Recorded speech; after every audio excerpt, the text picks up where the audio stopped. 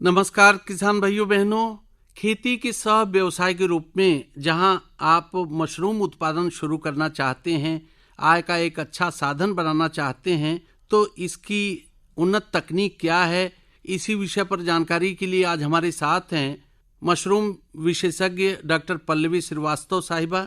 स्वागत है कार्यक्रम में। नमस्कार मेरे किसान बंधुओं। डॉक्टर साहब, ये बताएं कि किसान भाइयों बहनों के लिए खेती का जुड़वा भाई मशरूम उत्पादन कैसे हो सकता है? देखिए, आज की डेट में सभी किसान अपनी आय को दुगना करना चाहते हैं और हमारी सरकार भी चाह रही है कि किसान की आमदनी में बढ़ोतरी हो जी। तो खाली खेती कर लेने से वो जो लक्ष्य हमने तय किया है उसको प्राप्त करना बड़ा ही कठिन कार्य हो जाता है। तो अगर हम चाहते हैं कि अपनी आय को दुगना करें तो हमें खेती के साथ साथ मशरूम उत्पादन को भी अपने व्यवसाय के तौर पे इसको अपनाना चाहिए। तो अगर बात करें कि जो ये मौसम है, जाड़ा आने वाला है, तो इस मौसम में कौन सा मशरूम उत्पादन करना फायदेमंद होगा? वैसे तो मशरूम की खेती पूरे सीजन होती है, पूरे साल भर होती है, अलग अलग स्पीशीज की। जी, अलग अलग स्पीशीज की हर साल में हम लोग ले सकते हैं। लेकिन इस समय में बटन मशरूम जो है, जिसे हम श्वेत बटन मशरूम कहते हैं, उसकी खेती सबसे ज्यादा लाभकारी रहती है। इसकी बुआई जो है, स्पॉन की रोपाई है, हम सितंबर से अक्टूबर के मास में कर सकते हैं और इसकी फसल पूरा जनवरी फरवरी तक ली जाती है और कभी कभी तो मार्च अप्रैल तक चलती है। बिल्कुल चलती अगर मौसम ने साथ दिया तो आगे तक ले जा सकते हैं इसको। और अपने यहाँ किसान भाई बहन ज्यादातर इसको खुले में करते हैं, जाड़े की फसल के रूप में। जी, इसको खुले में भी कर सकते हैं और बंद कमरे में भी कर सकते हैं। बस हमें ध्यान रखने की आवश्यकता ये है कि सूर्य की एकदम सीधा प्रकाश नहीं पड़ना चाहिए। अगर हम लोग खुले में करते हैं तो छप्पर इस तरीके से बनाया जाए कि सूर्य की रोशनी से थोड़ा सा दूर हो, वो तब इसकी खेती। या पेड़ ओड़ की छाया हो? पेड़ की छाया भी ठीक है और छप्पर लगा रहे हैं वो भी ठीक है। इसमें दो मेन चीज है जिसका किसान बंधुओं को ध्यान रखना है। हाँ। वो है, पहली चीज सीधा प्रकाश ना पड़े और दूसरी चीज आसपास का जो उनका वातावरण है उसमें आर्द्रता भरपूर मात्रा में हो। इसको तकरीबन मशरूम की खेती में 85 से 90% आर्द्रता की आवश्यकता होती है।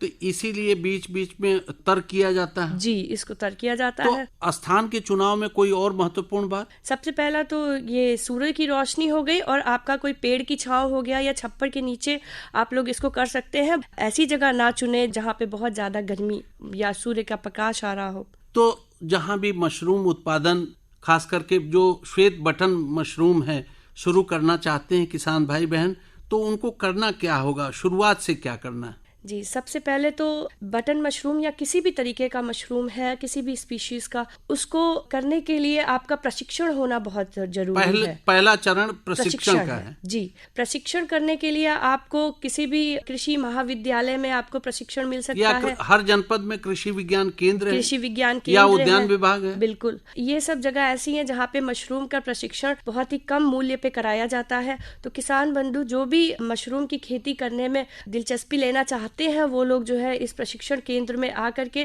पूर्ण रूप से प्रशिक्षण लें, उसके बाद ही मशरूम की खेती की शुरुआत करें। क्योंकि तकनीकी ज्ञान जरूरी है, व्यवहारिक ज्ञान जरूरी है, और जब प्रशिक्षण लेंगे तब पूरी तौर पे जान पाएंगे। जी। तो डॉक्टर साहब, जैसे श्वेत बटन मशरूम उत्पादन का समय चल रहा है, तो शुरुआत तो कंपोस्टिंग करनी होगी। बिल्कुल, कंपोस्टिंग से पहले आपका स्थान का चुनाव है, प्रशिक्षण है, फिर अब आपको कंपोस्टिंग की जरूरत पड़ेगी कि हमें बटन मशरूम को उगाना किसके ऊपर है।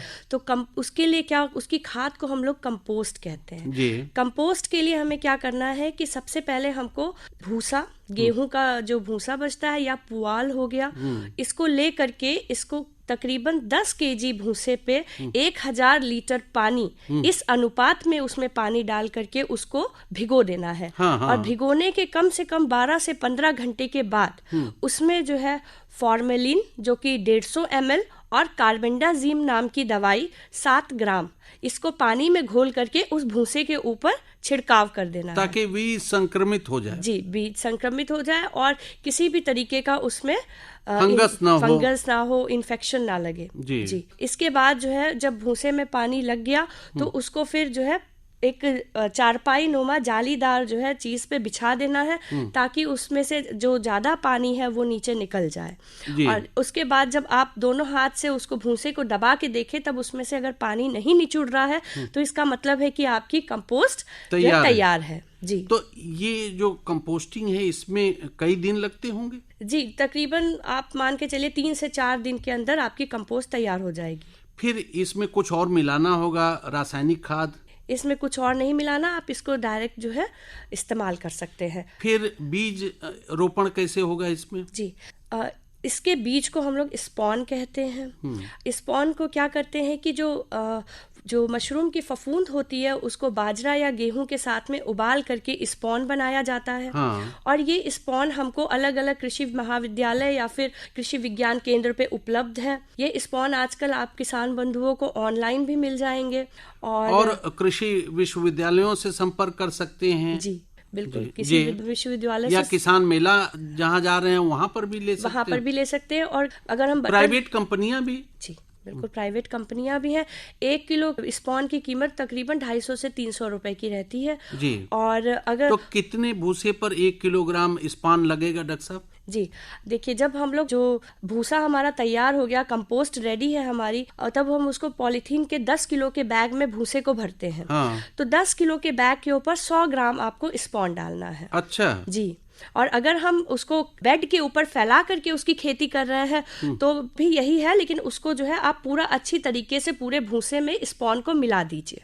बहुत सारे किसान भाई झोपड़ी बनाते हैं और उस पर आधार बना करके उस पर भूसा बिछाते हैं। जी, तह लगाते हैं। जी, तो आप 10 किलो के ऊपर 100 ग्राम के अनुपात में उसको मिलाइए और फिर उसको अच्छी तरीके से उसको बिछा दीजिए। तो इस पान की रोपाई हो गई, उसके बाद क्या देखभाल है?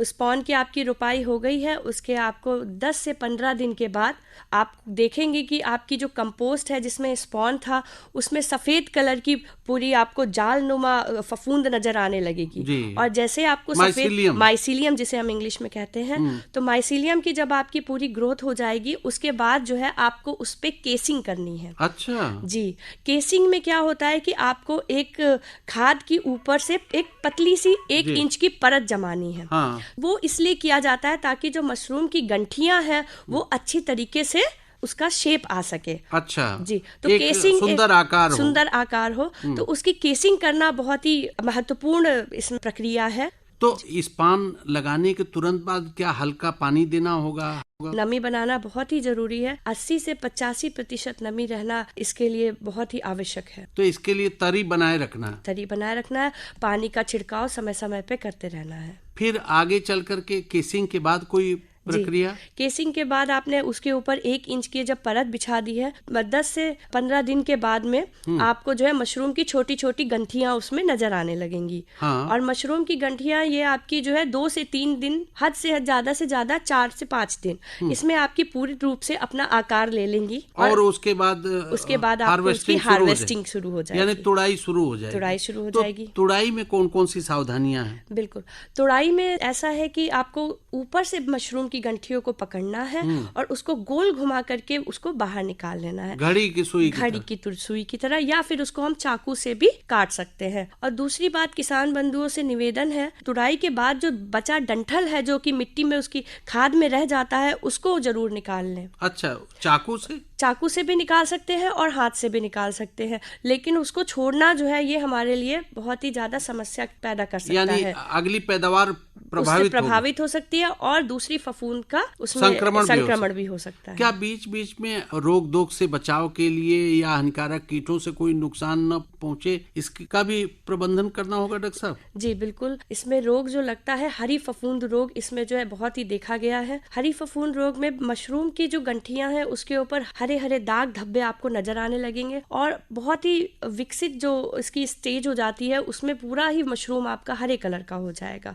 तो इसके लिए जो है किसान बंधु मैनकोजेब नाम की दवाई है, इसको 1 ml दवाई 1000 ml पानी में मिला करके इसका छिड़काव कर सकते हैं। डॉक्टर साहब, किसान भाइयों बहनों के मन में अभी भी ढेर सारे सवाल होंगे मशरूम उत्पादन आय का अच्छा साधन के बारे में। अगर इसके लिए आपसे सीधे संपर्क करना चाहें तो अपना मोबाइल नंबर बता दें। जी, मेरा मोबाइल नंबर है 7233013422।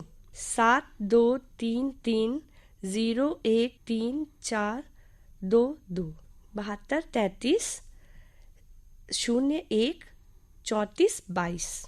चलते चलते और क्या कुछ कहना चाहती हैं मशरूम उत्पादन के बारे में, आमदनी के एक अच्छे साधन के बारे में किसान भाइयों बहनों से? डॉक्टर साहब, मैं किसान बंधुओं से निवेदन करना चाहती हूँ कि वो मशरूम की खेती को अपने खेती के व्यवसाय के साथ में एक और कड़ी के तौर पे जोड़ें, ताकि उनकी आमदनी में बढ़ोतरी हो। महिला किसानों से ये निवेदन करना चाहती हूँ, रोजमर्रा के कार्यों के साथ साथ इस मशरूम की खेती को अपनाएं और अपने आप को जो है आर्थिक रूप से मजबूत बनाएं। डॉक्टर पल्लवी श्रीवास्तव साहिबा, आज आप कार्यक्रम में आई और मशरूम उत्पादन आय का अच्छा साधन कैसे बने, इसकी उत्पादन की तकनीक क्या है, इसके बारे में आपने ढेर सारी जानकारी दी।